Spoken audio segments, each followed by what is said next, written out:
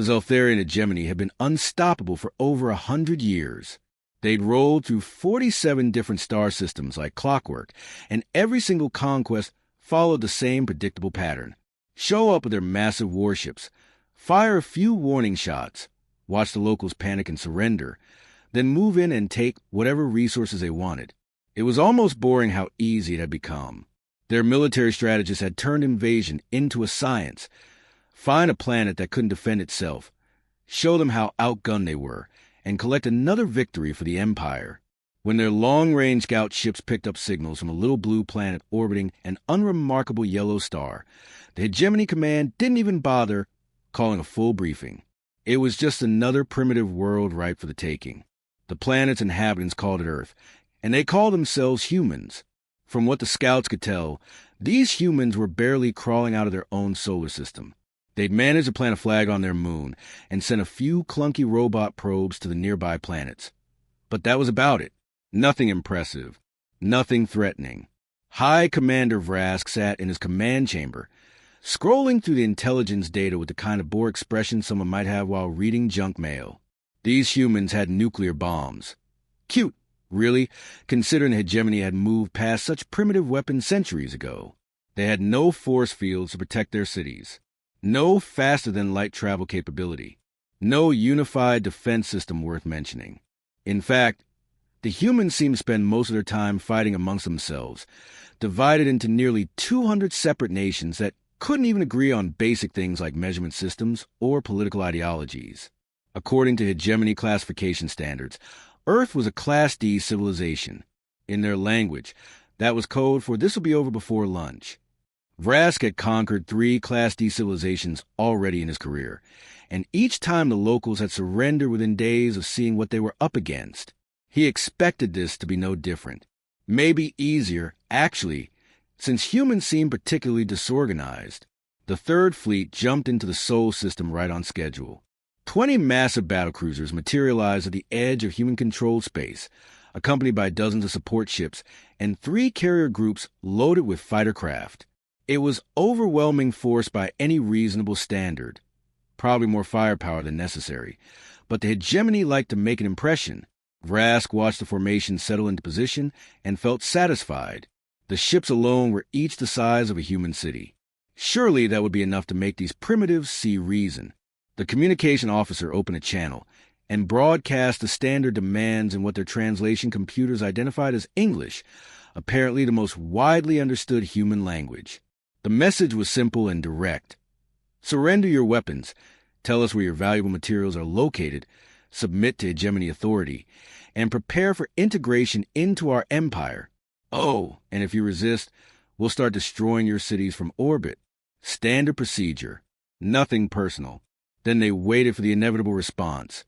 The pleading, the desperate offers to negotiate, maybe some religious leader begging for mercy. That's how it always went. Vrask leaned back in his command chair and prepared for the tedious formalities of accepting a surrender. What came back instead made the translation computer pause for almost 10 seconds, as if it couldn't quite believe what it was processing. Finally, it produced what it claimed was the closest approximation of a human response. "You have got to be kidding me." Vrask blinked. That wasn't surrender. That wasn't even fear. Was that sarcasm? Before he could fully process this unexpected development, every human military facility on the planet suddenly lit up on his sensors. Not with panic, not with confusion, with coordinated, purposeful activity. Within minutes, Earth had gone into what his tactical officer identified as a full military alert status. And then things got weird. Ships started appearing on their sensors. Lots of ships. They were coming from everywhere, from Mars, from the asteroid belt between Mars and Jupiter, from mining stations near the outer planets. Dozens and hundreds of vessels, all heading toward the hegemony fleet's position. Sure, they were primitive compared to Zeltharian technology. Some of them were barely more than cargo haulers with rockets strapped to them. But there were so many, and they were moving with clear tactical coordination. Vrask straightened in his seat. This wasn't the response of a civilization about to surrender. This was a response of a civilization preparing to fight. But that didn't make sense. They had to know they couldn't win. Didn't they? He decided to reinforce the message. Fire a warning shot. Target one of their moon's smaller craters. Nothing inhabited. Just show them what our weapons can do. The weapons officer complied, and a brilliant lance of superheated plasma shot across the void, striking the lunar surface and vaporizing a crater in a spectacular explosion that will be visible from Earth. That should remind them who they're dealing with. The humans responded immediately, but not with surrender. They launched missiles, actual chemical-propelled missiles, the kind of weapons the hegemony hadn't used in 500 years. Vrask almost laughed. The fleet's automated defense system swatted them down easily, destroying each missile before it got anywhere close to ships. It was almost sad, really. These humans were like children throwing rocks at armored vehicles. But then Vrask's tactical officer made a confused noise and began studying his screens more intently. "Commander, something's odd about those missile trajectories. They weren't aimed at us." Vrask moved to examine the data himself. The officer was right. The humans had launched those missiles at empty space around the fleet, not at the ships themselves, but at specific coordinates in a pattern surrounding the hegemony formation. Why would they? The answer came seconds later in a cascade of blinding electromagnetic pulses. The missiles had been packed with primitive but effective jamming technology and chaff dispensers. When they detonated at those carefully calculated positions, they created massive clouds of metallic debris and electromagnetic interference that washed over the fleet like a wave. Half of Vrask's sensor arrays went dark or started showing nothing but static. His communication systems screeched with interference. His targeting computers began throwing error messages. In the command chamber, Vrask felt something he hadn't experienced in years of military service: uncertainty. The humans had just used weapons that should have been harmless to blind a fleet that outclassed them in every measurable way. They hadn't tried to win that exchange. They just tried to make sure the hegemony couldn't see clearly. And it had worked. His intelligence officer spoke up quietly from her station. "Sir, we're receiving multiple transmissions from Earth now. Military channels, civilian channels, even their entertainment broadcasts. They're mobilizing. Their entire industrial complex is shifting to military production. And, sir," she hesitated, "they're not panicking. They're angry." Vrask stared at the sensor displays as his technicians worked to restore full functionality. Through the interference, he could make out dozens more human ships taking up positions, using the debris clouds as cover. They were primitive ships crewed by a primitive species that should have been terrified. Instead, they were adapting to situation, learning from the first exchange, and preparing for round two. For the first time in his long military career, High Commander Vrask wondered if maybe, just maybe, the hegemony had made a serious mistake. These humans weren't acting like prey. They were acting like something far more dangerous, a species that knew how to fight and wasn't afraid to do it. The Zeltharian hegemony had spent centuries perfecting the art of conquest. Their military academies taught strategic fleet movements, proper siege tactics, how to cut off supply lines, and the most efficient ways to capture territory. Everything was documented, analyzed, and turned into doctrine. Their war manuals were thousands of pages long, covering every conceivable scenario a commander might face. At least, they thought they covered everything. Turns out, those manuals had never encountered anything quite like humanity. The problem was that hegemony doctrine assumed their enemies would fight like reasonable beings. You protected your resources, defended strategic positions, retreated when outmatched, and eventually negotiated when the situation became hopeless. It was logical. It was predictable. It was how civilized species conducted warfare. Humans, as the hegemony was about to discover, hadn't gotten the memo about fighting fair or logical. Vrask decided to test human defenses on the ground, figuring that even if their space forces were surprisingly stubborn, surely their planetary installations would be more vulnerable. He selected a military facility in a place called Nevada, a desert region that housed what appeared to be a significant research and testing complex.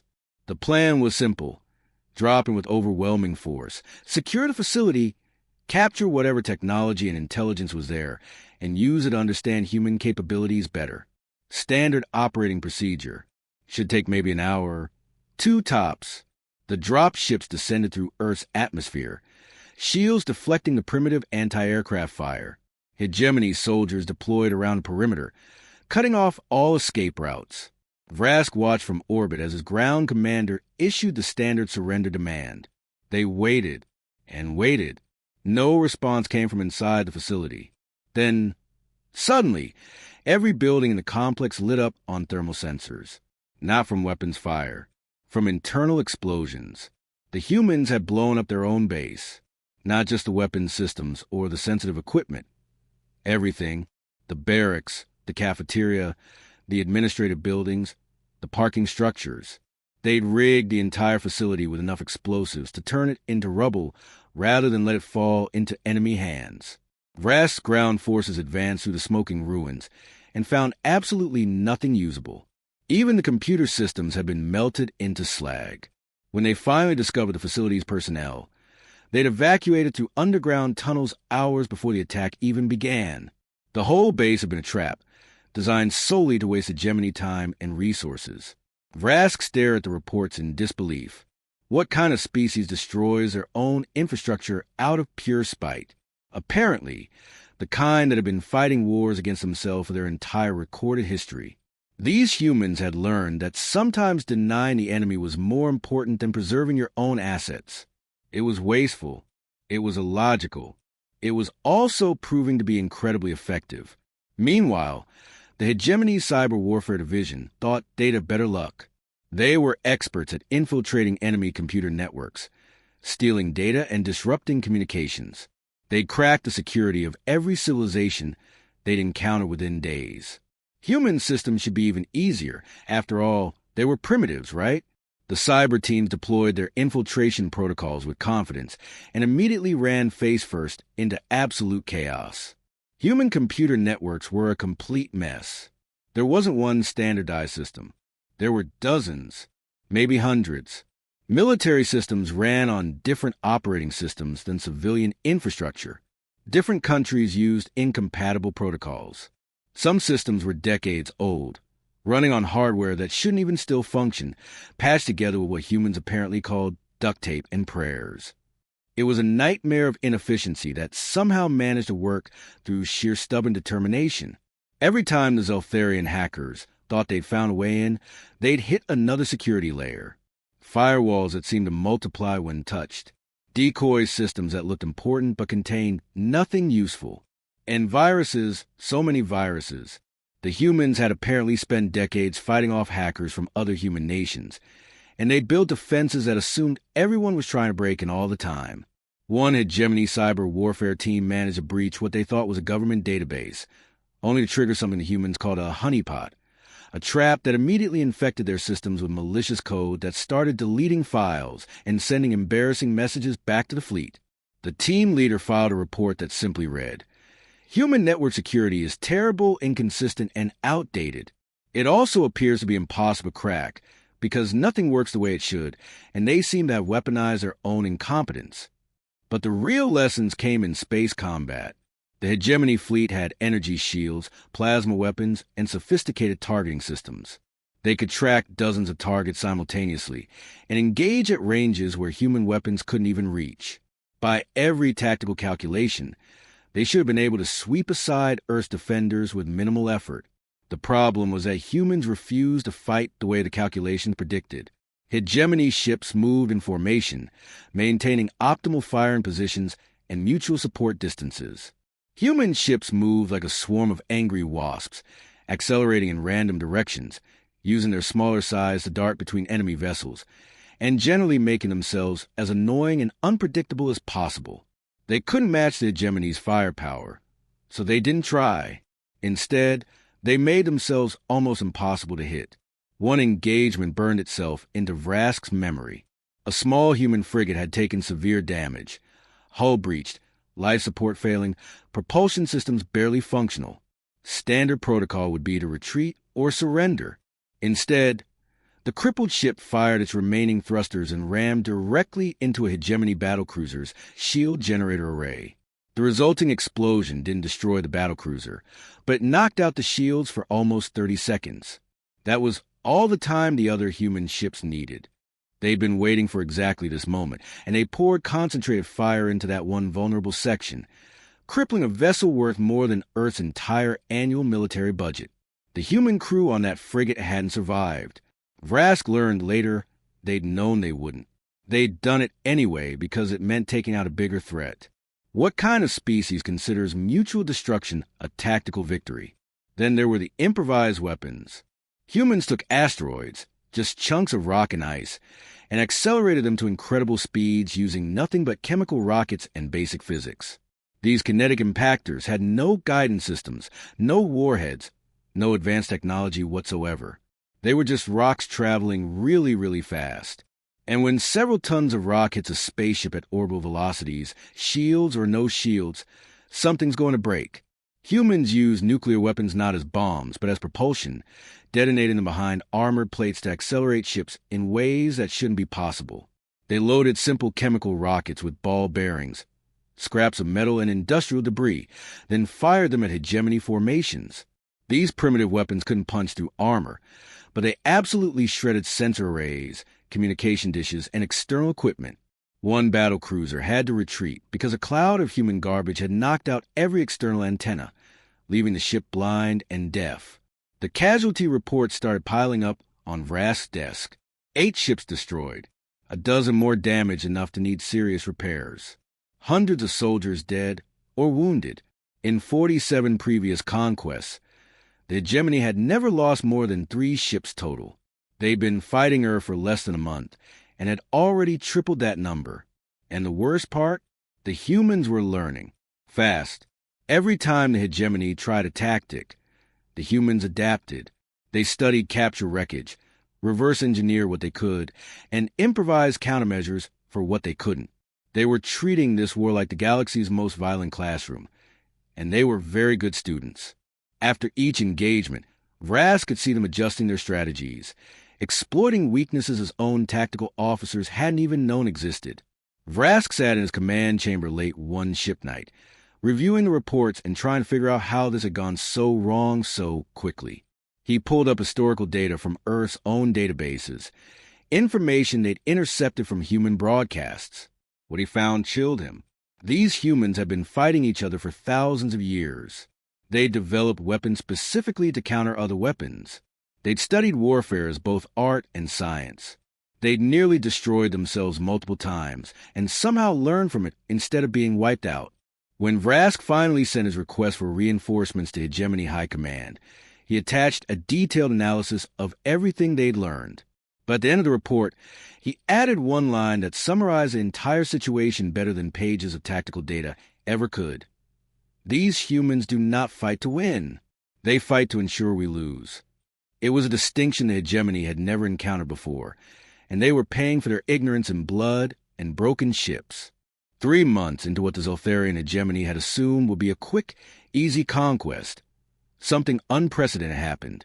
Ambassador Quilix, a senior diplomatic representative of the Confederation of Aligned Worlds, was enjoying what passed for morning tea in her species when her emergency communication system started blaring. The Confederation was essentially the galactic equivalent of the United Nations, a loose alliance of civilized species who'd agreed to mostly leave each other alone and occasionally cooperate on matters of mutual interest. They'd been keeping a wary eye on hegemony for decades, watching as that aggressive empire swallowed up one primitive world after another. Quilix pulled up the urgent message, expecting maybe another border dispute or trade disagreement. What she saw instead made her drop her beverage.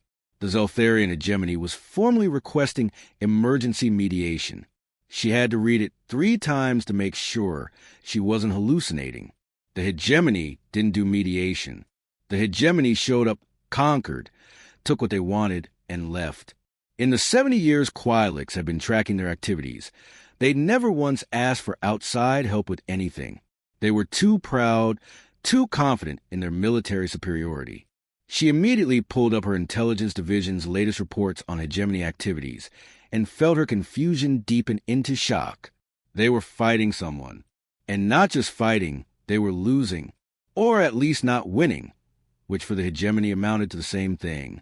The target was listed as Sol 3, also known as Earth, home to a species called humanity. Hwi'lix vaguely remembered that world.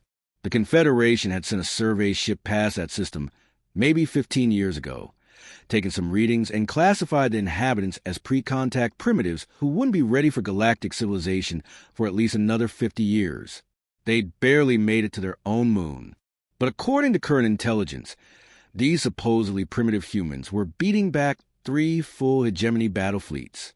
Hwi'lix called an emergency session of the Confederation Council, something that hadn't happened in almost a decade. Within hours, representatives from 24 different species gathered in the Great Assembly Hall, their holographic forms flickering in seats arranged around a central display. The mood was somewhere between curiosity and alarm.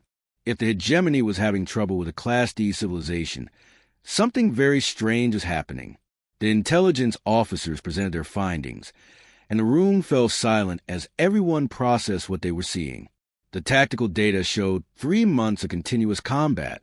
The hegemony's third fleet, which had arrived first, was now limping toward the outer edges of the Sol system, having lost over 30% of its ships. The 5th and 7th fleets had jumped in as reinforcements 2 weeks ago, but instead of pressing their advantage, they were advancing slowly, cautiously, like someone approaching a wounded animal that might still have teeth. That kind of caution was completely unlike the hegemony's usual tactics. One of the military analysts, a being named Counselor Thren, who had 4 arms and centuries of combat experience, zoomed in on the tactical display, showing Earth itself. "Look at this pattern," Thren said, manipulating the holographic interface to show several hegemony bombing runs. The humans evacuated their major population centers weeks ago. These cities, New York, London, Tokyo, Delhi, they're all empty. Well, not empty exactly. They're full of sensor equipment broadcasting fake life signs and heat signatures. Another counselor leaned forward to study the display more closely. So the hegemony thought they were bombing civilian populations? Exactly, Thren confirmed. When the hegemony fleet moved in for orbital bombardment of what they believed were cities full of millions of humans, they were actually hitting reinforced underground bunkers that the humans had converted into anti-ship weapons platforms. The humans turned their own cultural landmarks into traps. They sacrificed buildings that were hundreds of years old, places that had enormous historical and emotional significance to their civilization, just to lure enemy ships into weapon range. A representative from one of the more peaceful species made a disturbed gesture. That's monstrous. They destroyed their own heritage sites. Thren's expression, or what passed for one in their species, showed a mix of horror and grudging respect. That's brilliant. Monstrous, yes, but strategically brilliant. It shows they understand something most civilizations don't grasp until they've been spacefaring for centuries. In total war, you value survival over sentiment. Buildings can be rebuilt. Lost species can be brought back. The humans are fighting like a civilization that knows extinction is the alternative to victory.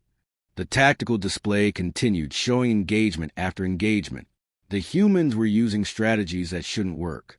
Their ships were slower, less powerful, less advanced in every measurable way. But they moved unpredictably, struck from unexpected angles, and employed weapons that ranged from frighteningly clever to just plain frightening. The analysts showed footage of human vessels using asteroids as shields, accelerating chunks of ice and rock to relativistic speeds, and in one case, deliberately detonating their own fusion reactor to take out a hegemony cruiser that had gotten too close. What's truly remarkable, Thren continued, pulling up more data, is their industrial response. Look at this production curve. A graph appeared showing human manufacturing output over the 3-month conflict. In 90 days, they've converted approximately 70% of their global industry to military production. They're building warships at a rate that exceeds what most civilizations achieve after decades of preparation. The quality is inconsistent. Some of these vessels are barely space-worthy, but the quantity is staggering. Another counselor spoke up. But how? They're still using chemical rockets for propulsion. They don't have replication technology or automated construction systems. They're doing it the hard way, Thren explained. Manual labor, round-the-clock shifts, repurposing civilian infrastructure.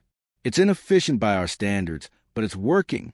And here's what concerns me most. They're learning.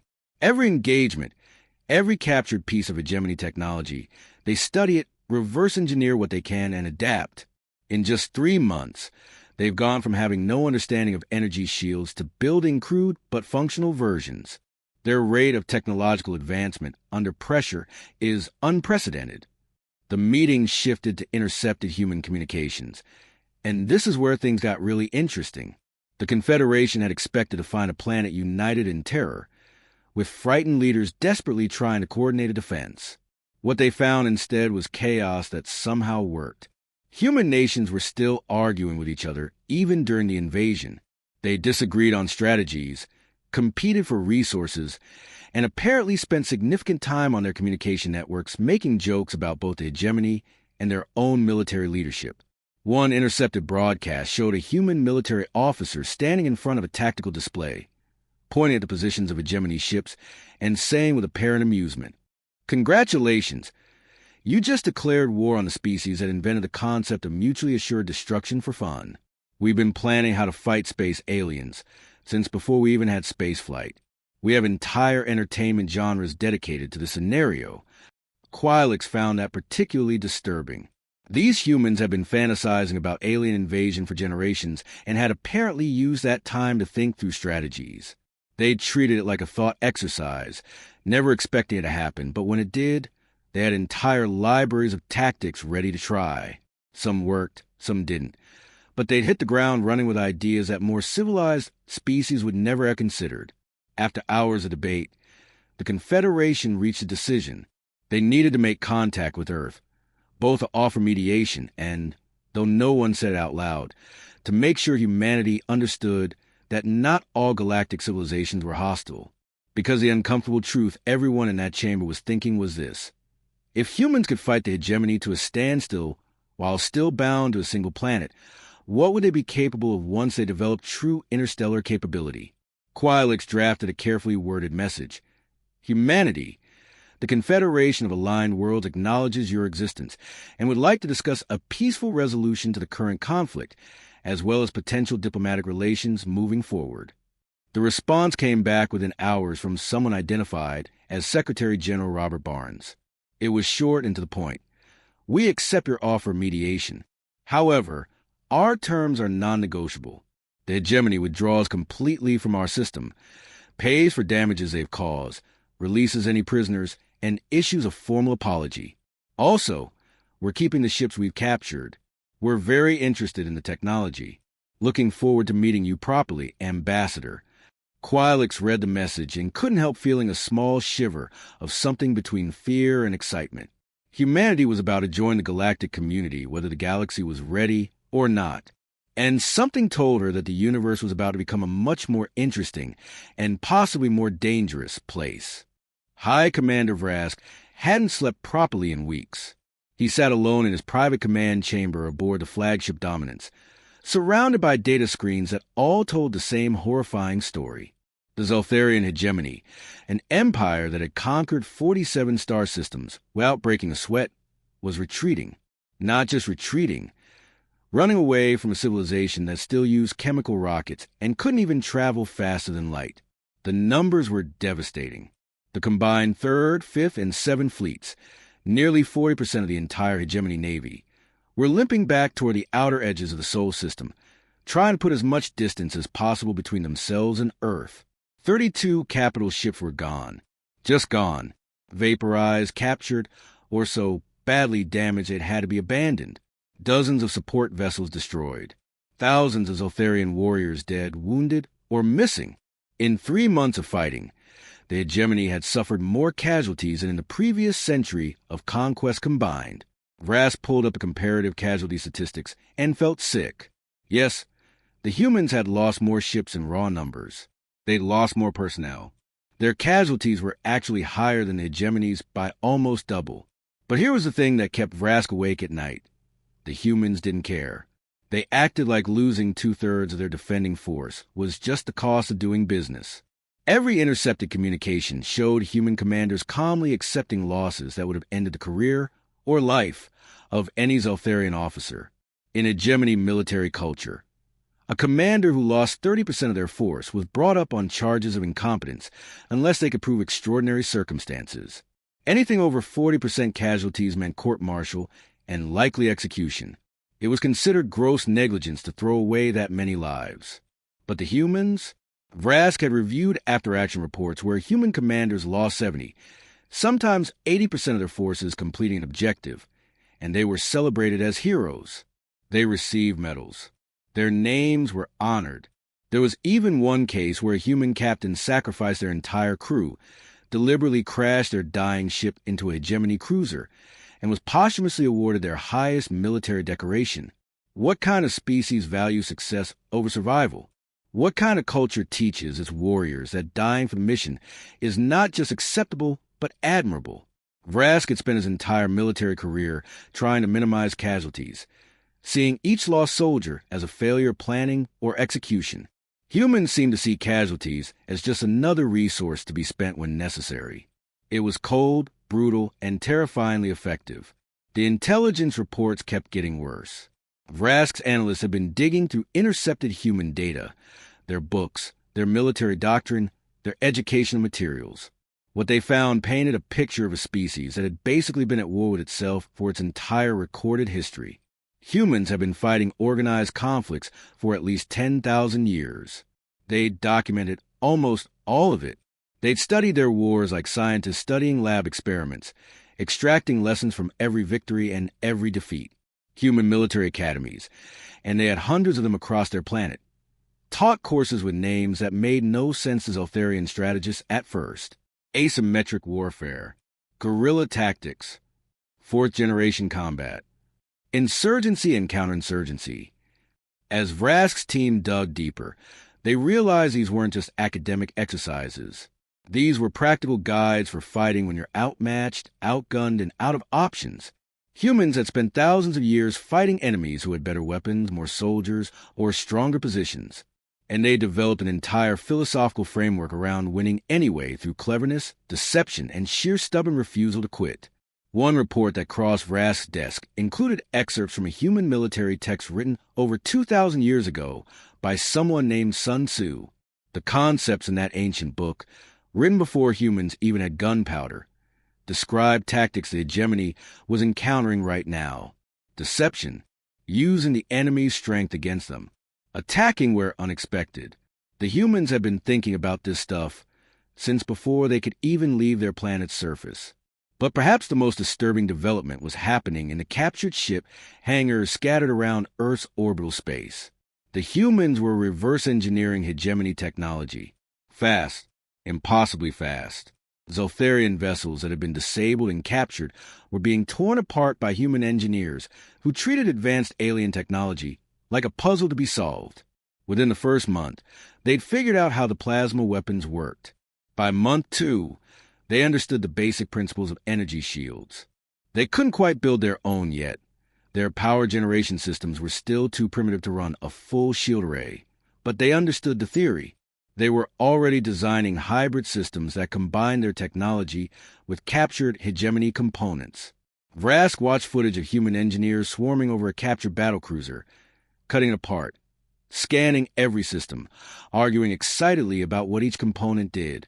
They looked like children who'd been given the galaxy's most complex toy, and were determined to figure out how it worked. Except these children had access to industrial facilities, scientific equipment, and apparently unlimited coffee. Some kind of stimulant beverage they seemed to run on.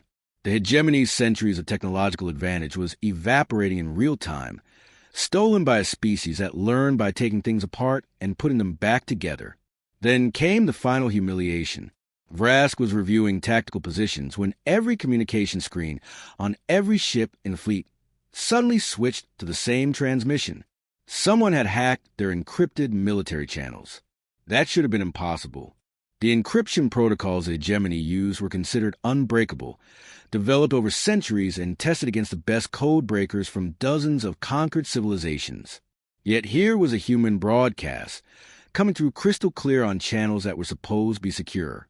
The transmission showed a human female in a crisp military uniform standing in what was clearly a hegemony ship hangar. Behind her sat one of their captured battlecruisers, crawling with human technicians. The woman, identified by text as Commander Jennifer Parker of the United Earth Space Command, looked directly at the camera with an expression that Vrask had learned meant humans were amused and feeling confident. "Attention, Zoltharian hegemony," she began, speaking through a translator that the humans had apparently built themselves. "We wanted to thank you for the gifts. These ships are a bit overdone for our taste. Seriously, who needs that much gold trim on a warship? But the technology is fascinating. Our engineers have been having the time of their lives taking them apart. Please send our compliments to your designers." The camera pulled back to show the hangar in full. There were at least 6 captured hegemony vessels in various states of disassembly. Human workers were everywhere, and Vrask could see construction equipment building something new in an adjacent bay. "We've been busy these past few months," Parker continued, "learning a lot, adapting, improving. We've taken what we learned from your ships and combined it with our own designs. We call it the Vengeance class." The camera shifted to show a new vessel under construction. It was ugly by hegemony standards, blocky industrial, covered in what looked like improvised armor plating, but it bristled with both human and Zoltharian weapons, and the reactor signatures Vrask could see in the technical readouts were terrifyingly powerful. "We're building 20 of these per month right now," Parker said. "That number should double by next quarter. We've done the math, and we figure we'll have a fleet capable of reaching your nearest colonies in about 8 months. Maybe less if we really push production." She paused, letting that sink in. "But here's the thing, Commander Vrask. Yes, we know your name. We've been intercepting your communications. We don't actually want to do that. War is expensive. It's destructive. And honestly, we got better things to do with our time and resources. We'd much rather be exploring the galaxy, making friends, maybe trading some technology." Her expression hardened slightly. "So here's our offer. You leave. Completely. You pay for the damages you've caused. You release any prisoners you've taken. And you issue a formal apology. In exchange, we won't turn your empire into a cautionary tale about the dangers of picking fights with species you don't understand. We won't show up at your colonies. We won't hunt down your remaining fleets. We'll let you retreat with whatever dignity you have left." Parker smiled again, and Vrask found it unsettling how humans show their teeth when they weren't threatening. "We're going to give you 72 hours to respond. After that, we're going to assume you want to continue this war. And trust us, you really don't. We're just getting warmed up. Parker out." The transmission ended, and Vrask sat in silence, staring at the blank screen. Around him, he could hear his crew talking nervously. They'd all seen it. Every ship in the fleet had received that broadcast. The humans had cracked their communications, knew their positions, probably knew their strengths and weaknesses better than Vrask did himself at this point. He opened a secure channel to Hegemony High Command, though he wasn't entirely sure anymore what secure meant. "This is High Commander Vrask. I am formally recommending immediate acceptance of all human terms and the establishment of a permanent non-aggression treaty. Further military action against Earth is not advisable. In fact, it will be suicidal." He paused, trying to find the right words to explain how completely they'd underestimated humanity. Finally, he settled on the simple truth. "We picked a fight with a species that has been preparing for war since before they could reach their own moon. They've been studying warfare as both art and science for thousands of years. They're not just defending themselves. They're enjoying the challenge. Recommend full withdrawal, and pray they're as reasonable as they claim to be." The response from Hegemony High Command came back faster than Vrask expected. Just 2 words. Agreed. Negotiate.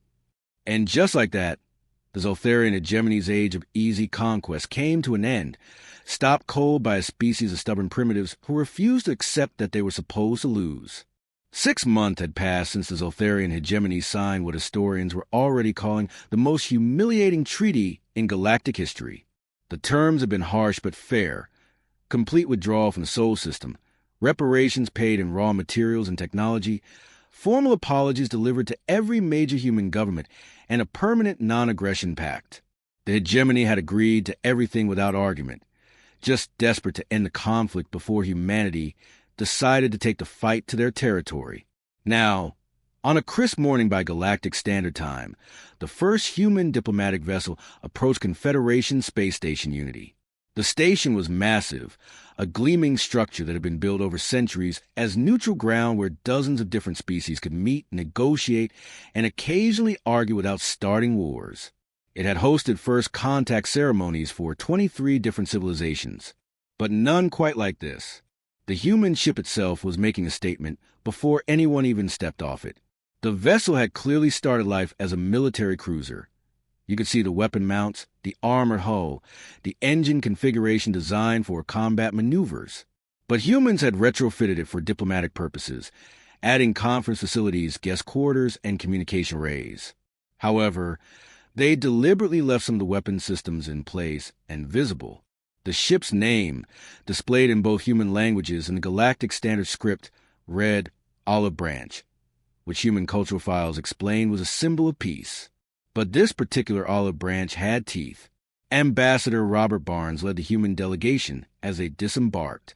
He was a tall man in his late 50s, with gray hair and the kind of face that looked like it had seen a lot but hadn't let it break him. Behind him came a diverse group. Military advisors still in their uniforms, scientists clutching data tablets, linguists, cultural experts, and what humans called attaches, people whose entire job was to help bridge the gap between human culture and the rest of the galaxy. The delegation represented dozens of different human nations, ethnicities, and backgrounds.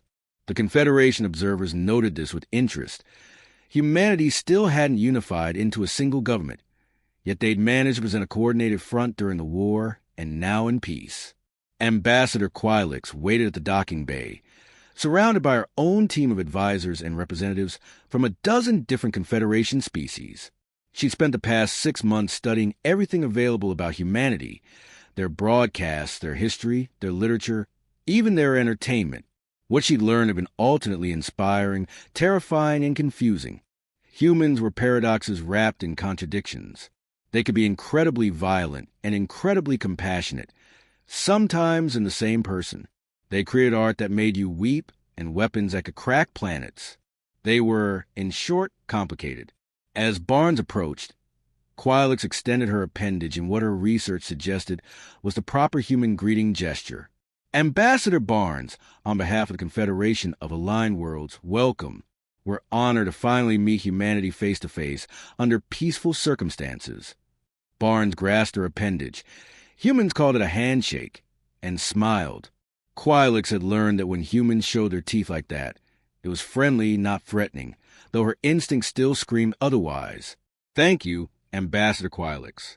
We're excited to be here. Though I'll be honest, we would have preferred our introduction to the galactic community to involve less shooting and more conversation. But here we are. The first formal negotiation session was held in the Grand Assembly Hall, a room designed to accommodate the wildly different physical needs of various species. Some required aquatic environments, others high-gravity platforms, still others floated in energy fields. Humans, it turned out, were refreshingly simple. They just needed chairs, breathable air, and apparently unreasonable amounts of beverage they called coffee. What happened over the next several hours was unlike any diplomatic session the Confederation had ever witnessed. Human negotiators were strange. They were aggressive but reasonable, demanding but willing to compromise, idealistic but practical. They came with lists of what they wanted: technology sharing agreements, access to galactic trade networks, cultural exchange programs, scientific cooperation, and help establishing their own interstellar infrastructure. All reasonable requests that the Confederation was prepared to grant. But humans also came with demands that caught everyone off guard. They wanted formal, legally binding guarantees that no Confederation member would attempt what the hegemony had tried. They wanted defensive pacts. They wanted to be included in security councils and threat assessment meetings. They wanted voice in how the galactic community was run, not just a seat at the kids' table while the grown-ups made decisions. Here's the thing. Barnes said during one particular exchange, addressing the assembled representatives with a kind of directness that made some of them uncomfortable. We've spent our entire existence watching civilizations rise and fall. We've studied empires that conquered through force and eventually collapsed. We've seen what happens when the strong prey on the weak. We've been both the weak and the strong at different points in our history, and we learned hard lessons from both positions. He stood and walked to the central holographic display, gesturing at the map of known space. So understand this. We're not entering this galactic community as victims hoping for protection. We're also not entering as conquerors looking for our next target. We're entering as a species that refuses to ever be either again. We want to be friends, partners, allies. We want to share what we know and learn what you know. We want to explore, discover, trade, and grow together. Barnes paused, making eye contact with several representatives. But we also want it crystal clear that if anyone thinks Earth looks like an easy target, they're going to discover what the hegemony learned. We don't fight fair, we don't give up, and we have very long memories. We're hoping we never have to demonstrate that again, but we're not going to pretend we won't if we must. There was silence in the chamber. Then Counselor Thran, the four-armed military analyst who'd been studying human tactics, made a gesture of approval. Ambassador Barnes speaks plainly. I appreciate this. The Confederation has become too comfortable, too complacent. We've watched the hegemony conquer primitive worlds for decades and did nothing because it wasn't our problem. The humans have reminded us that today's distant problem becomes tomorrow's direct threat. I support full membership with all requested security provisions. The vote was unanimous. Some species were nervous about bringing such an aggressive civilization into the Confederation so quickly, but the majority agreed. Earth would join as an associate member immediately, with a clear path to full membership once they'd established proper interstellar infrastructure. In exchange, humanity gained access to galactic markets, technology databases, and most importantly, the protection of mutual defense treaties. The breakthrough moment came during the cultural exchange portion of the negotiations. A representative from a particularly peaceful species asked nervously, Ambassador Barnes, your species frightens many of us. Your capacity for violence is well documented. How can we trust that you won't eventually turn that violence against us? Barnes considered the question seriously. You can't trust that we won't. Not completely. Just like we can't completely trust you. Trust isn't about guarantees. It's about mutual interest and demonstrated behavior over time. But I can tell you this. Humans are really good at violence because we've practiced it for thousands of years, mostly against each other. We nearly destroyed ourselves multiple times. And you know what we learned? War is expensive, destructive, and ultimately pointless unless you're fighting for something that actually matters, like survival, freedom, or protecting others. He pulled up images from Earth. Cities being rebuilt after the hegemony attack, memorials to fallen, but also new schools, hospitals, space stations under construction. We'd rather build than destroy. We'd rather explore than conquer. We'd rather create than kill. The hegemony forced us to remember how good we are at fighting, but that's not who we want to be. Give us a chance to show you who we'd rather become. A year later, Ambassador Quilix found herself on Earth for the formal ceremony marking humanity's full acceptance into the Confederation. She stood in United Nations Plaza in New York City, looking up at a new monument that humans had erected. It was a striking sculpture of a human figure reaching toward the stars with one hand, while the other rested protectively on a representation of Earth. Barnes stood beside her, looking up at the statue with evident pride. It's called Reluctant Warriors, he explained. The artist said it represents what we learned from the hegemony conflict, that the best warriors are those who fight only when they must, but when they do, they fight to win, not for conquest or glory, but for the right to choose peace. Quilix studied the monument, then looked at Barnes. Your species terrifies half the galaxy, you know? There are civilizations who have nightmares about the day humanity develops faster-than-light travel and spreads across the stars. Barnes nodded slowly. I know, and I understand why. Fear can be useful. It prevents people from making stupid decisions, like trying to conquer Earth. But we hope that understanding eventually replaces fear. We want the galaxy to learn that humans make much better friends than enemies. He paused, then added with that characteristic human smile. Though I'll be honest, we're pretty good at both. Across the galaxy, the Zeltharian hegemony was learning to live with its new reality. Their empire had shrunk. Their military had been reorganized around defense rather than conquest, and their entire strategic doctrine had been rewritten. The The Hegemony Senate had changed their official motto from strength through dominance to wisdom through experience. Some thought it was too little, too late. Others saw it as a necessary evolution for a species that had finally met its match. In the end, humanity's entry into the galactic community changed everything. They brought their energy, their creativity, their stubbornness, and yes, their capacity for violence when necessary. But they also brought their art, their music, their literature, their humor, and their fundamental belief that tomorrow could be better than today if you were willing to work for it. The galaxy would never be quite the same.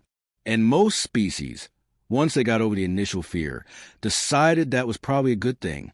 The end.